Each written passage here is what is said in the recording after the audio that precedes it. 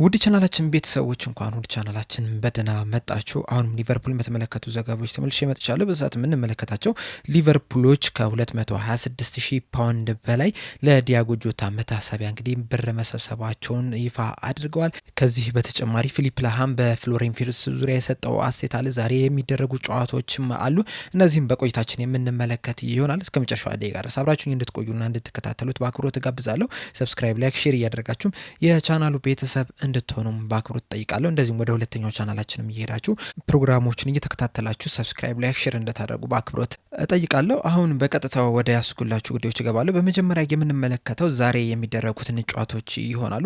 በዛሬው ዕለት እንግዲህ የተለያዩ የሀገራት ጨዋታ ይደረጋሉ። በአፍሪካም እንግዲህ ለዓለም ዋንጫ ለማለፍ የሚደረጉ ማጣሪያዎች አሉ። 10 ሰዓት ላይ እንግዲህ ኢትዮጵያ ከጊኒ ቢሳው ጋር የምታደርገው ጨዋታ አለ። እንደሚታወቀው እንግዲህ ኢትዮጵያ በዚህ የዓለም ዋንጫ ማጣሪያ ላይ በሰበሰበችው 6 ነጥብ 5ኛ ደረጃ ላይ መቀመጥ ችላለች።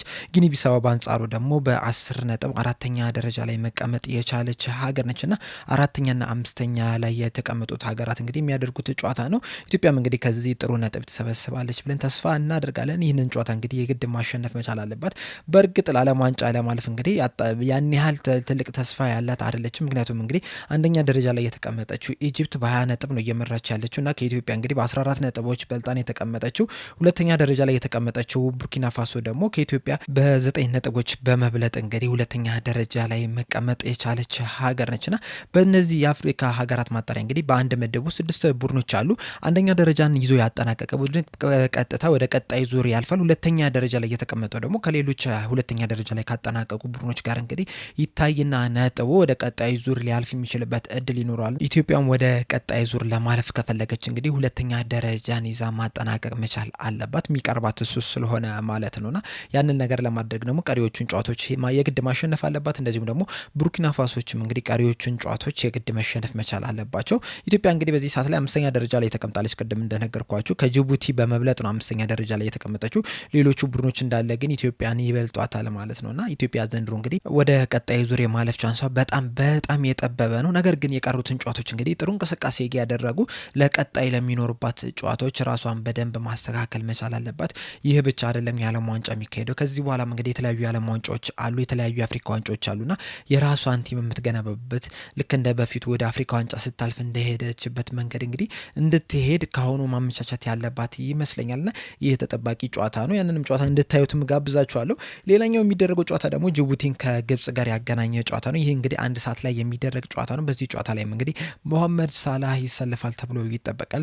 ግብጽ እንግዲህ ወደ ቀጣይ ዙር ለማለፍ በጣም ትልቅ ቻንስ የተሰጣት ሀገር ነች። በዚህ ሰዓትም እንግዲህ የምድቡን በ20 ነጥብ አንደኛ ደረጃ ላይ በመቀመጥ እንግዲህ እየመራች ነው የሚገኘው። ከሁለተኛ ደረጃ ላይ ካሉት ከቡርኪና ፋሶም የ5 ነጥብ ርቀት ላይ ነው የምትገኘውና ይህንን ምድብ እንግዲህ በቀላሉ ታልፋለች ተብሎ ይጠበቃል። ይህንንም ጨዋታ እንግዲህ እንድትመለከቱ ትጋብዛችኋለሁ። ሌላኛው የምንመለከተው ዘገባ ደግሞ ፊሊፕ ላሃም ስለ ፍሎሪያን ቪርትዝ የሰጠውን አስተያየት ይሆናል። በሰጠው አስተያየት ምንድን ያለው ስለ ፍሎሪያን ቪርትዝ እንግዲህ የምጨነቀው ነገር የለኝም። ምክንያቱም እንግዲህ ምን አይነት ምርጥ ተጫዋች እንደሆነ አውቃለሁ። በጣም ብልጥ ተጫዋች ነው። በጣም አስደናቂ የሚባል ተጫዋች ነው። ቡድን አጋሮቹንም እንግዲህ የተሻሉ ተጫዋቾች እንዲሆንም ማድረግ የሚያስችለው ብቃትም ያለው ተጫዋችና ከዚህ በኋላም እንግዲህ እየተሻሻለ መምጣቱ አይቀርም። ምርጡ ብቃቱንም እንግዲህ በቅርቡ እናየዋለን የሚል አስተያየትን ሰጥቷል። በተጨማሪም በሰጠው አስተያየት ምንድነው ያለው? ከዚህ በኋላ እንግዲህ ትንሽ ልንታገሰው ይገባል። ነገር ግን ወደ ጨዋታ ሪትሙ እንደዚሁም ደግሞ ከቡድን አጋሮቹ ጋር በደንብ መግባባት ሲችል ግን ምርጡን ፍሎሪያን ቪርትዝን የምንመለከተው ይሆናል። ከዛ በኋላ ግን ምን አይነት አስደናቂ ተጫዋች እንደሆነ ሁላችንም የምንመሰክርለት ተጫዋች መሆኑ አይቀርም የሚል አስተያየትን ሰጥቷል። በቅርቡም እንግዲህ ከዚህ በፊት በባየር ሊቨርኩሰን እንደዚሁም ደግሞ በጀርመን ያሳየውን ብቃት እንግዲህ በሊቨርፑል ያሳያል ብለን ተስፋ እናደርጋለን። ሌላኛው የምንመለከተው ዘገባ ደግሞ አሌክሳንደር ኢሳቅን የተመለከተ ይሆናል። በዚህ ሰዓት እንግዲህ አሌክሳንደር ኢሳቅ ለስዊድን ብሔራዊ ቡድን ለመጫወት እንግዲህ በስዊድን ብሔራዊ ቡድን ካምፕ ላይ ነው የሚገኙና የስዊድን ብሔራዊ ቡድን አሰልጣኝም በዚህ ተጫዋች ዙሪያ በሰጡት አስተያየት ምንድነው ያሉት? እስካሁን ድረስ እርግጠኛ አይደለሁም ሙሉ 90 ደቂቃ ለመጫወቱ። ምክንያቱም እንግዲህ እስካሁን ድረስ በሊቨርፑል ምንም አይነት ሙሉ 90 ደቂቃ መጫወት አልቻለም። ነገር ግን ደግሞ ያለፈው ወር ከነበረው ብቃት አንጻር ስንመለከተው አሁን በጣም የተሻለ ተጫዋች መሆኑን እያስመለከተ ነው የሚገኙና ከዚህ በኋላም እንግዲህ ምርጥ ብቃቱን የምንመለከት ይመስለኛል።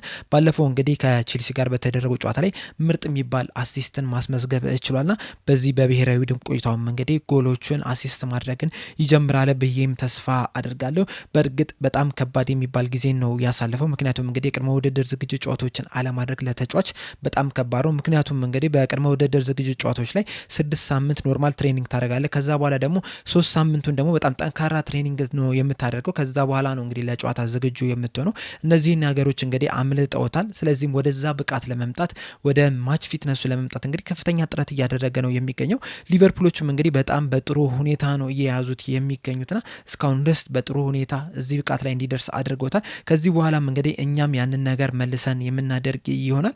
ሊቨርፑል እሱን በትክክል ይዘውታል። እኔም በሆን የማደርገው ይህንኑ ነው። ኢሳቅ ቀስ በቀስ እየተሻሻለ ይገኛል። እኛም እንግዲህ በዚህ በሀገራት ጨዋታ ላይ ምን ያህል ደቂቃዎችን መጫወት አለበት የሚለውን ነገር እንግዲህ በሊቨርፑሎች መረጃ መሰረት የምንወሰን ይሆናል። እስካሁን ድረስ ግን 90 ደቂቃ ሙሉ መጫወት ስላልቻለ እኛም ሙሉ 90 ደቂቃ እንዲጫወቱ እናደርጓለን ብዬ ግን ተስፋ አላደርግም። ነገር ግን በቻለው አቅም ግን በዚህ በብሔራዊ ቡድን ቆይተው በጨዋታ ላይ ኢንቮልቭ ያደርጋል የሚል አስተያየትን ሰጥቷል።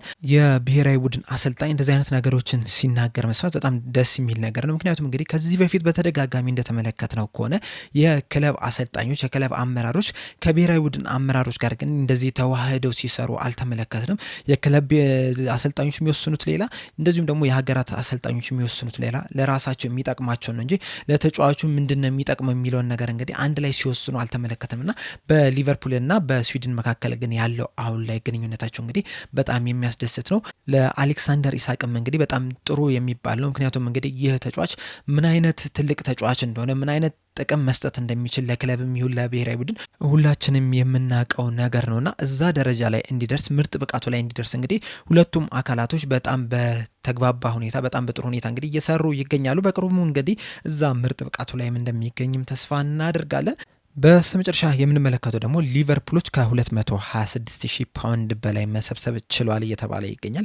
ይህንንም የሰበሰቡት እንግዲህ ለዲያጎ ጆታ መታሰቢያነት የሚውል ገንዘብ ነው እየተባለ ይገኛል። እንደሚታወቁ እንግዲህ በክረምቱ በመኪና አደጋ ምክንያት ዲያጎ ጆታና ወንድሙ አንድሬው ሲልቫ እንግዲህ ከዚህ ዓለም በሞት መለየታቸው አይዘነጋም። ከዛ በኋላም እንግዲህ ሊቨርፑሎች በክለባቸው በሁሉም የእድሜ እርከን ደረጃ በወንዶቹም ይሁን በሴቶቹ ይህ ቁጥር ጥሮታ እንዲወጣ ወይም ደግሞ ከዚህ በኋላ እንዳይለበስ ማድረጋቸው አይዘነጋም ለዲያጎ ጆታ ክብር በሚል።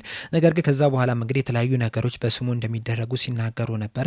ያንንም ለማድረግ እንግዲህ የዲያጎ ጆታ ስም የተጻፈበት በመሸጫ ቦታዎች ላይ እንዳለ እንዲሸጡ አድርጓል። ከዛ በኋላ እንግዲህ የሱ ስም የተጻፈበት የሱ ቁጥር ያለበት ማሊያ በሚሸጥበት ሰዓት እንግዲህ ከዚህ ማሊያ ላይ የሚገኘውን ትርፍ እንዳለ ለዲያጎ ጆታ መታሰቢያነት ወደ ሊቨርፑል ፋውንዴሽን እንደሚገባም አሳውቀው ነበረ።